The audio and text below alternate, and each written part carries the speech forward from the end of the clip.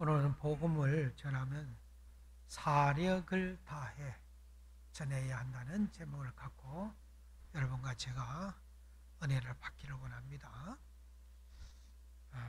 또 본문에 보니까 또 이르시되 너희는 온 천하에 다니며 만민에게 복음을 전파하고 또 세례를 주라는 이야기가 있습니다.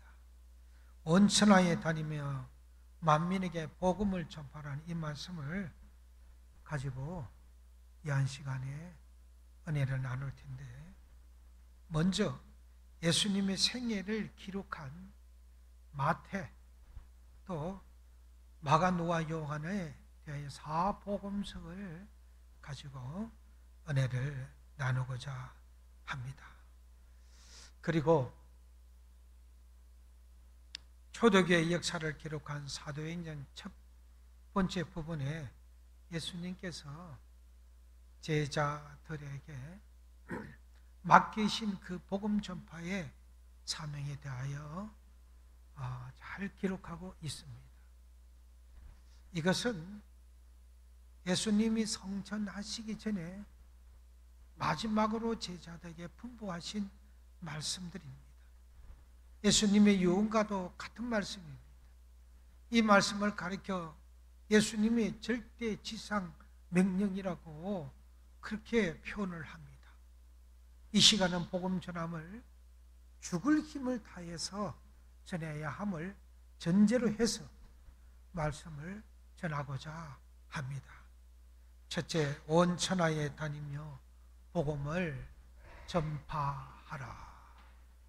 본문 이 16장 15절에 보면 또 이르시되 너희는 온 천하에 다니며 만민에게 복음을 전파하라.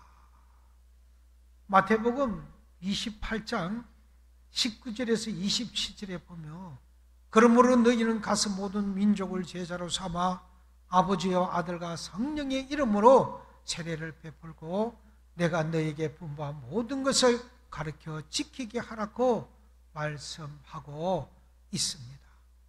복음 전파는 모든 믿는 자들에게 주신 절대 지상 명령이요 교회의 존재의 목적이고 이유입니다.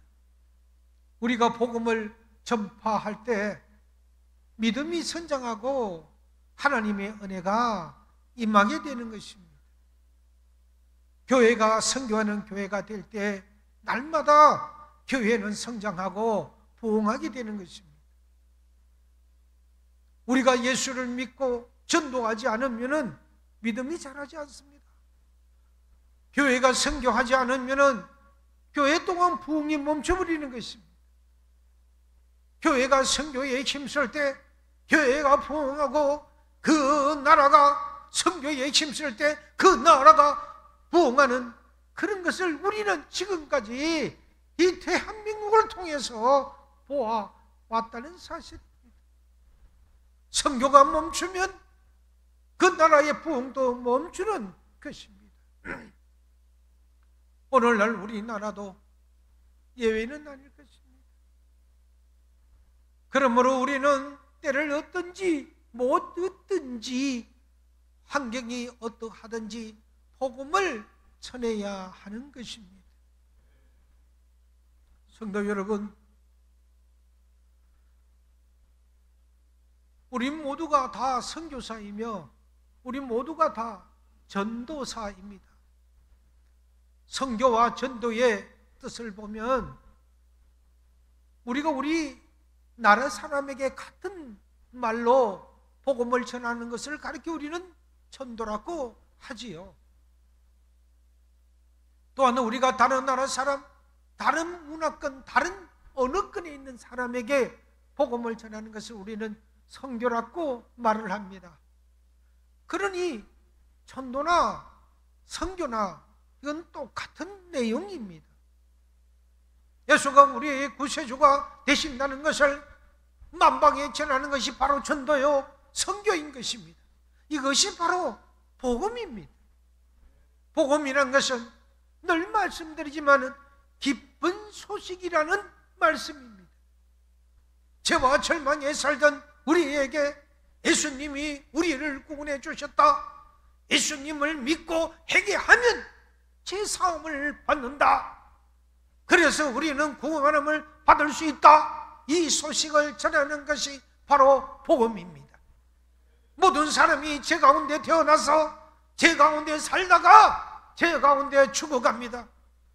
그런데 웬일인지 웬 은혜인지 예수님을 만나 그분을 믿기만 하면 죄와 절망 가운데서 구원을 받고 변화되어 하나님의 자녀가 되고 이 땅에 사는 동안 하나님의 은혜가 임하고 그렇게 은혜 가운데 살다가 세상을 떠나는 그 순간 저 천국으로 들림받게 되는 것입니다. 그러므로 이 기쁜 소식을, 이 쉬운 소식을 우리는 구세주 되신 예수님을 만방에 전해야 합니다. 사도행전 4장 12절에 보면 성경은 이렇게 분명히 말씀하고 있습니다. 다른 이로서는 구원을 받을 수 없나니 천하 사람 중에 구원을 받을 만한 다른 이름을 우리에게 주신 일이 없음이라고 말씀하였습니다. 구원의 길은 오직 한 길입니다. 예수, 오직 예수, 그 예수 그리스도만이 우리의 구원이 되시고 우리의 진리가 되시고 우리의 생명이 되시는 것입니다. 그러므로 우리가 때를 얻든지 못 얻든지 우리가 만나는 모든 사람에게 예수가 우리의 구세주가 되심을 알려야 합니다. 디모데후서 4장 2절에 말씀하고 있습니다. 너는 말씀을 전포하라. 때를 얻든지 못 얻든지 항상 힘써라. 범사에 오래 참음과 가르침으로 경책하며 경계하며 건하라고 말씀하고 있습니다. 지금 여러분이 예수를 믿고 난 이 순간 이후부터 우리가 호흡이 닿는 그날까지 내가 만난 예수님을 전해야 합니다. 남편에게, 아내에게, 자녀에게, 부모에게, 이웃에게 예수님을 전해야 할 것입니다. 예수님을 전하는 것이 더 큰 은혜가 없고 더 큰 축복이 없고 더 큰 기적이 없는 것입니다. 그러므로 때를 얻든지 못 얻든지 우리는 전도의 불을 붙여야 합니다. 여기 저기 이 사람 저 사람 가릴 것이 없습니다. 누구라도 힘써서 복음을 전하기만 하면 됩니다. 미정 그리며 이것저것 다 놓쳐버립니다. 천국 가서 하나님 앞에 섰을 때 뭐라고 변명하겠습니까? 그러니 우리 모두 만나는 사람을마다 자 이제 예수 믿고 우리 천국 갑시다 라고 외쳐야 합니다. 예수 믿고 구원받고 하나님의 자녀가 되어 하나님의 영광을 위해 살다가 장차 저 천국에 우리 같이 갑시다 라고 외쳐서 부흥의 불을 꽃을 피워야 합니다. 아멘입니까? 아멘입니까? 우리 모두 때를 얻든지 못 얻든지 그렇게 해서 복음을 전포하시기를 바랍니다. 둘째, 권능을 받아라. 복음을 전하기 위해 우리는 먼저 권능을 받아야 합니다. 주님이 도우시는 권능이 있어야 우리가 힘써 복음을 전할 수 있는 것입니다. 사람들은 평소에 말은 참 잘합니다. 그런데 예수님을 전하는 일에는 담대함이 없어 그냥 그 때를 놓치고 맙니다. 사도행전 1장 8절에 가니 오직 성령이 너에게 임하면 너희가 권능을 받고 예루살렘과 온 유대와 사마리아 땅끝까지 이르러 내 증인이 되라고 말씀하셨습니다. 할렐루야. 성령이 임하면 권능이 임하고 권능이 임하면 증인이 되는 것입니다. 이 세단에는 하나와 같습니다. 성령 권능 증인. 만약에 내가 증인이 아니라고 하면 권능을 못 받은 것이고 성령이 충만하지 않는 것입니다. 성령 충만하다면 반드시 권능을 받아서 전인의 사명을 감당해야 하는 것입니다. 전도와 선교는 내 힘으로 하는 것이 아니라 성령의 도우심으로 감당하는 것입니다. 하늘과 땅의 모든 권세를 가지신 예수님이 권세가 우리에게 임할 때 우리는 담대해져서 우리는 그 복음을 들고 나가서 누구나에게 복음을 전할 수가 있습니다. 마태복음 28장 18절에 보니 이런 말씀을 증거합니다. 예수께서 나와 말씀하여 이르시되 하늘과 땅의 모든 것을 내게 주셨으니라고. 바로 우리에게 주셨다는 말씀이지요. 예수님이 우리와 함께하고 계시는 것입니다. 하늘과 땅의 모든 것을 가지신 그 예수님이 지금 성령의 권능으로 나와 함께하고 계시기 때문에 우리는 담대한 믿음을 가지고 나가서 힘써 복음을 전할 수 있는 것입니다. 예수님께서 제자들을 전도로 보내실 때 그들에게도 능력을 주셨습니다. 마복음은 3장 14절 15절에 보면 이에 12 제자를 세우셨으니 이는 자기와 함께 있게 하시고 또 보내사 전도도 하며 귀신을 쫓는 능력도 가지게 하여 하심이라. 할렐루야. 권능이 임하면 이런 표적이 따라야 되는 것입니다.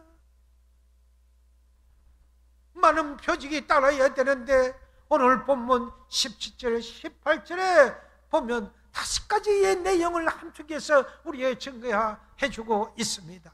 다같이 이 마가복음 16장 10절에서 나오는 이 18절을 우리 다같이 한번 읽어보도록 하겠습니다. 시작.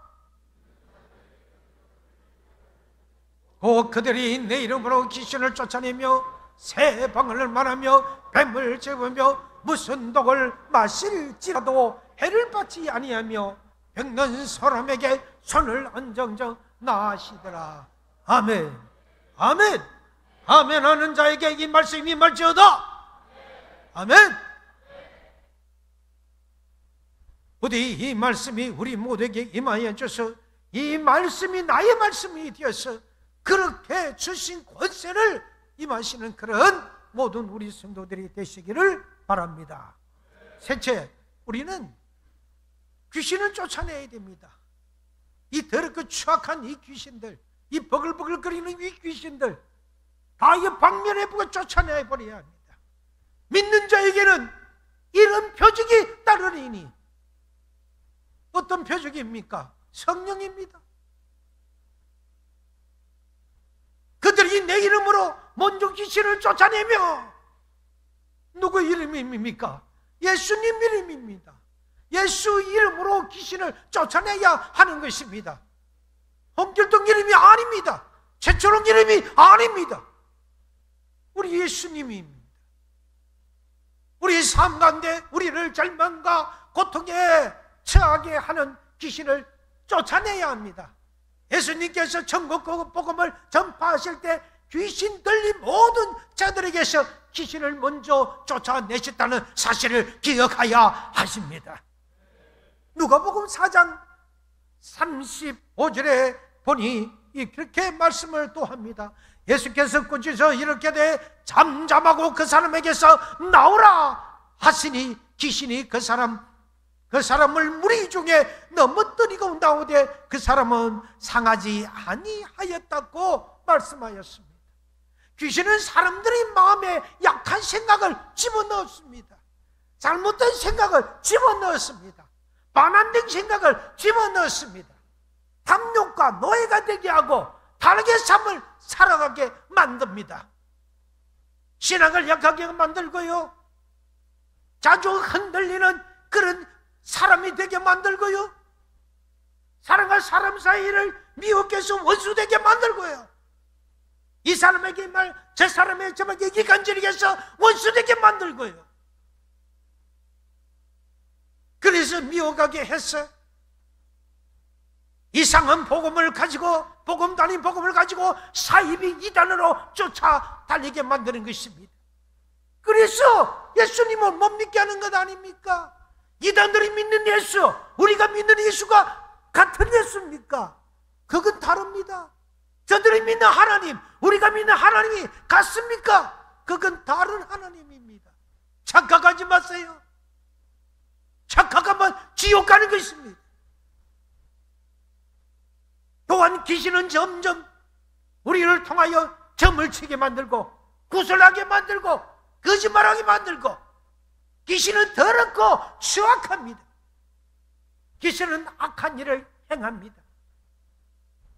질병을 일으키고요, 사람을 배반하게 만들고요, 사람을 억누리고요, 죄를 짓게 하고 살인하고 방탕하게 만들고, 하나님 말씀을 불순종하게 만들어서 잘못된 길로 가게 만드는 것입니다. 이것이 바로 귀신이 하는 역사입니다. 야고보서 4장 7절에서 이렇게 말씀합니다.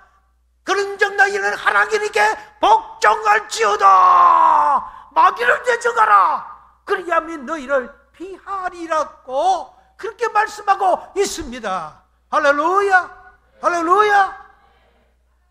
내가 나사렛 예수의 이름으로 명하노니 더럽고 추악한 귀신은 떠나가라, 떠나가라고 명령을 해야 떠나가는 것입니다. 요한복음 1장 12절에 보니 영접하는 자 곧 그 이름을 믿는 자에게는 하나님의 자녀가 되는 권세를 주셨다고 하셨습니다. 그러므로 예수 그리스도의 이름으로 더러운 귀신을 내쫓아야 합니다. 예수 권세, 내 권세, 예수님이 주신 권세, 그 권세로 쫓아내야 합니다. 우리는 그 권세를 다 받아 누리는 하나님의 자녀이기 때문인 것입니다. 험난의 귀신을 쫓아내기를 바랍니다. 미혹해하는 모든 잘못된 귀신을 내쫓아야 합니다.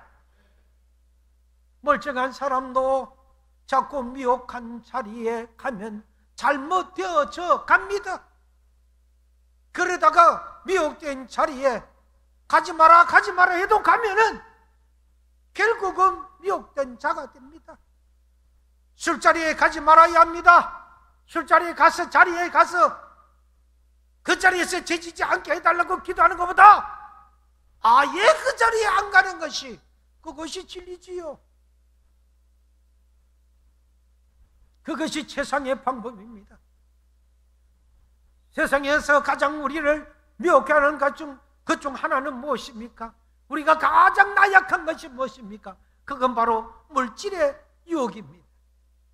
사람이 누구나 물질에 대한 관심이 있으니까 자꾸 그런 유혹이 옵니다.